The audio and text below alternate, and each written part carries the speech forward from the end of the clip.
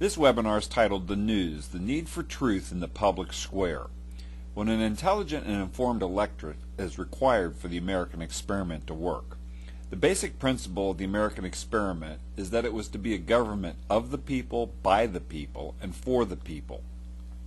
This type of government would not survive if the people did not maintain a constant vigilance and thereby develop what Jefferson called an intelligent and informed electorate. This quote attributed to Jefferson is an enlightened citizenry is indispensable for the proper functioning of a republic.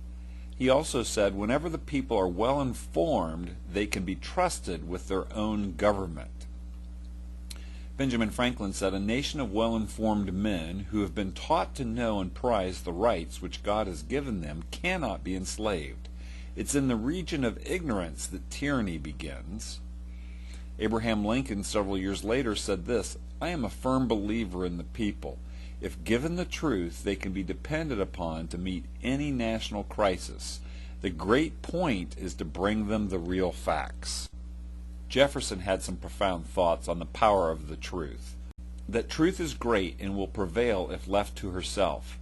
That she is the proper and sufficient antagonist to err, and has nothing to fear from the conflict.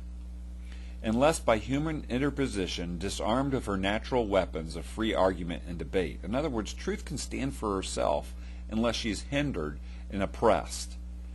Errors ceasing to be dangerous when it, truth, is permitted freely to contradict them. So when truth is given free rein, errors will actually be eliminated because truth will be able to be heard and the people can judge for themselves.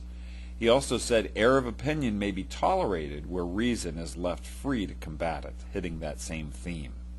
St. Augustine said centuries before, "The truth is like a lion. You don't have to defend it. Just let it loose and it will defend itself."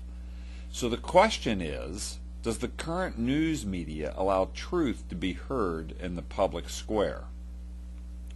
Well, Jefferson again reminds us that if a nation expects to be ignorant and free in a state of civilization, it expects what never was and never will be. So if we're not hearing truth in the public square, it's up to us as citizens to seek out truth in news sources to find information that's helpful for making an assessment.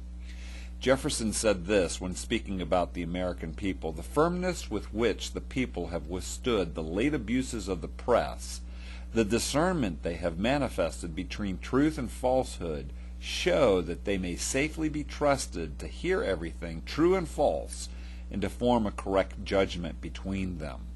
Are we these same types of citizens that he's describing here? Will we seek out truth or just be carried along in the stream of the current media flow, believing whatever the media and news tells us?